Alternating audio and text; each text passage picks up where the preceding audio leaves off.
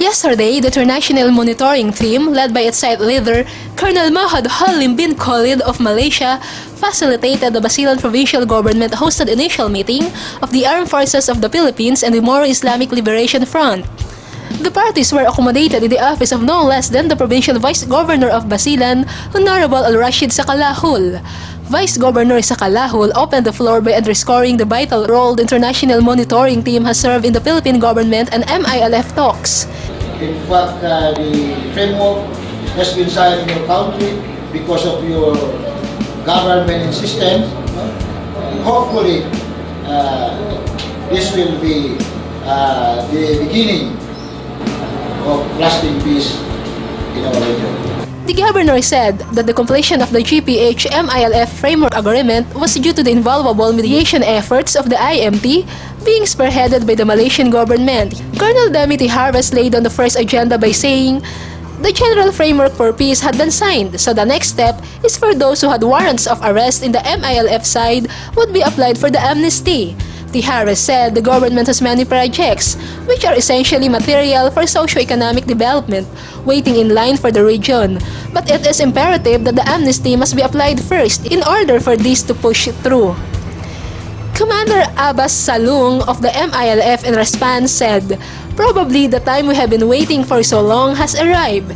We are all longing for prosperity and peace in Sumisip, Albarca, and the whole of Basilan.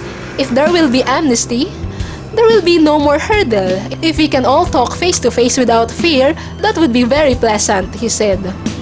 According to Colonel Carlito Charlie Galvez Jr., the 104th Brigade Commander in Basilan, there is an existing cease and desist order on the arrest of MILF men who have standing warrant of arrest, meaning they will not be arrested until the full amnesty is given. The complete list of MILF field commanders and regular members was proposed so that no other could use the name of MILF just to evade arrest. Another purpose of the meeting was to establish joint security operations between the MILF and the government forces, which compose of the Philippine National Police and the Armed Forces of the Philippines. Colonel Halim said that connecting the AFP and the MILF aims to build confidence between the two, he said. After this, they can already talk easily and in friendly order. He stressed that the proposed AFP-MILF joint operation will eradicate the lawless elements in the area, such as the Abu Sayyaf group and the Bangsamoro Islamic Freedom Fighter. With the cooperation of both parties, it is not impossible for the region to be peaceful and secured, he said.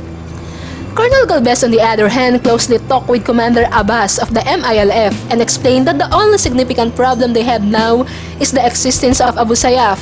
He said that the presence of conflict like Rido and Abu Sayyaf, there could be no development.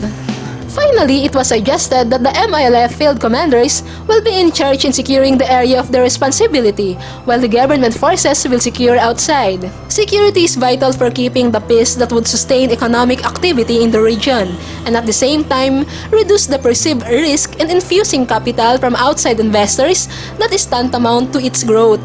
The presence of the International Monitoring Team in Basilan was suggested, and according to Colonel Halim, they are very much considering this so that they can closely monitor any development in the province.